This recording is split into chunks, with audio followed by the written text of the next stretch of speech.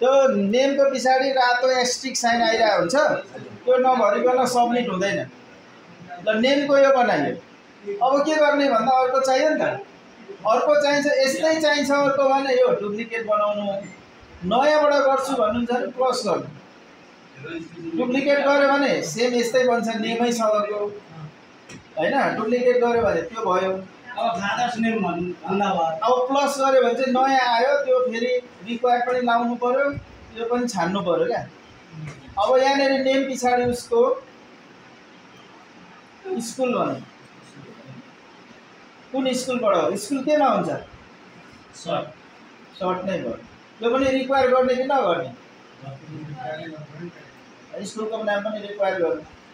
फेरि के गर्नु पर्यो, यसरी नै प्लस प्लस गर्दै यहाँहरूले क्वेसन बनाउँदै जाने। ल मैले अर्कोमा जेन्डर भने,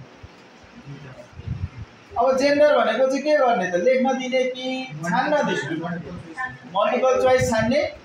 अनि अप्सन 1 मा जेन्डर एम लेख्ने, इन्टर गर्नु, एफ लेख्ने, इन्टर गरौ, ओ गरौ, यति गरेपछि तीनटा अप्सन आफै बन्छ।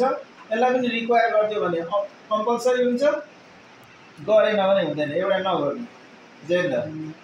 अर्को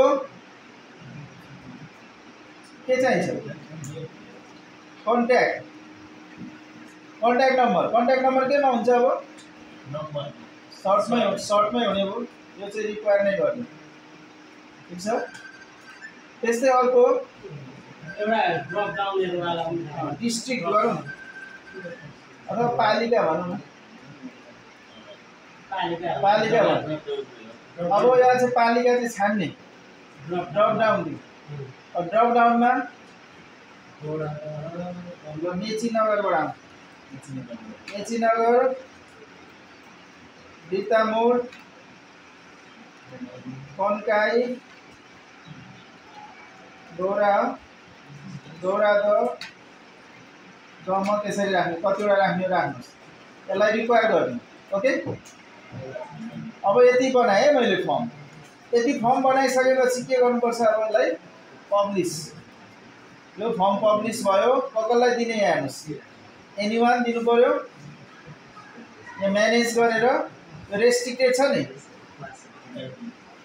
रेस्ट्रिक्टेडलाई के गर्नु पर्यो, एनीवान गरिदिनु पर्यो। फेरि पाउँदैन नि अरूले, एडिटर गरिदिने, अनि यसलाई डन गरिदिने। Okay, publish. अब हामीले यो कसैलाई पठाउनु पर्यो भने चाहिँ यसको यहाँ लिङ्क हुन्छ, यहाँ लिङ्कमा गएर हजुरहरूले